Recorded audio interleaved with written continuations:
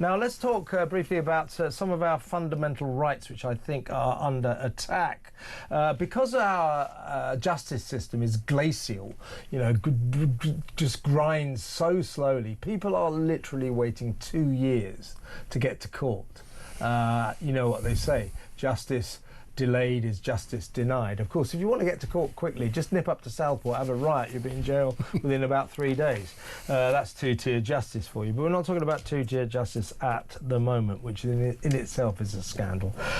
But it has been proposed by retired Judge Brian Leveson. He also was in charge of the phone hacking inquiry. Yes, I've met old Brian. And he has said, in order to speed up our legal process by 20%, that various crimes should no longer have the right to be tried by jury. So we are talking, for example, possession of indecent photos of children, assaults on emergency workers and fraud. That's just 3. There are other crimes as well. Now, I'm afraid, look, you know, I'm not sort of defending people who commit those kind of crimes, particularly the children's picture one. But every citizen must have the right to be tried by jury if they want to. And that involves all crimes. You know, there cannot be just crimes that the court decides. So this is an attack on a really basic fundamental British right, a right we should all have, trial by jury, because if you're not tried by jury and you're tried by a judge, that gives the state a massive advantage over you, right? And we know that the judicial system is overrun by activists, okay? So why not judges? This is about fairness, and trial by jury is a cornerstone of the British judicial system. But one of the statistic here is really interesting. There are almost 77,000 cases waiting for trial. So the system is completely broken. And their response is to just make the system worse, to break it even more, to remove any sense of justice from it. This is a huge story, and people should be really concerned about this. As you say, it doesn't matter the nature of the crime. It's the principle that we need to have a fair system. Put yourself in the position of someone, you know, these crimes are awful, particularly, as I say, the children's picture crime. Assaults on emergency workers is pretty terrible as well. But put yourself in the position of someone accused of one of those terrible crimes who knows they didn't do it, who knows they're innocent. And let me tell you, that by no means can you trust the legal system to prove the truth. It's who's got the best lawyer. But if you are accused of a crime like that, and it just goes straight to a judge, the chances are you'll get done, you'll be found guilty.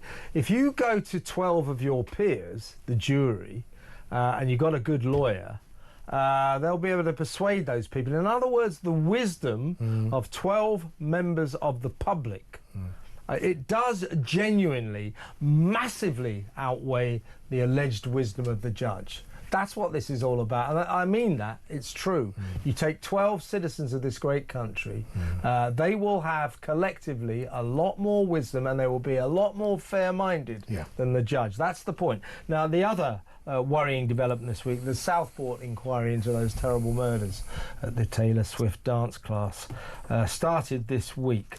Now, the chairman of that is a guy called Sir Adrian Fulford, again, another retired judge. If you're a judge, you retire, there's a lot of work going, you know, freelance work, because we set up a new inquiry about every 3 days. Anyway, he said that he's going to consider a system by which people who are deemed to be a risk to the public by the police, you know, people that the police think might be potential terrorists, think might be potential murderers or thieves or whatever, the police will be able to nab them and put restrictive punishments on them. You know, they can't leave their home or something like that. Now, again, That, folks, is a really, really sinister development. That's what they do in North Korea. That's what they do in Russia. That's what they do in China. People about whom there is no evidence are arrested and they disappear. So what that removes is the requirement for the police to have evidence against you before they arrest you. So they don't need the evidence. They can arrest you and probably restrict your movements or something like that, just because they reckon you're a bit of a wrong 'un. Now, again, you might say, well, you know, I'm sure the police would be right and these people might be a threat to children or the safety of the public. I agree with that. This is an awkward position. But if we start letting the police just nick people just on a hunch, just because they reckon they're a wrong 'un, that is a very dangerous road to travel down. It's an incredibly dangerous road to travel down, I agree with you. It's a combination of it's absolutely this government, 100%. It's a combination of authoritarianism and ineptitude, okay? Because they cannot work with the system they've got. And the system, it does have its faults, of course it does, but by and large it does work. And you cannot take people off the streets, essentially because you don't like them, okay? So this is, where does it stop? Where does it stop? Okay, they might not like my politics, they might not like your politics. They probably don't. Okay, and they probably don't, because we're always having a go at Keir Starmer on this show.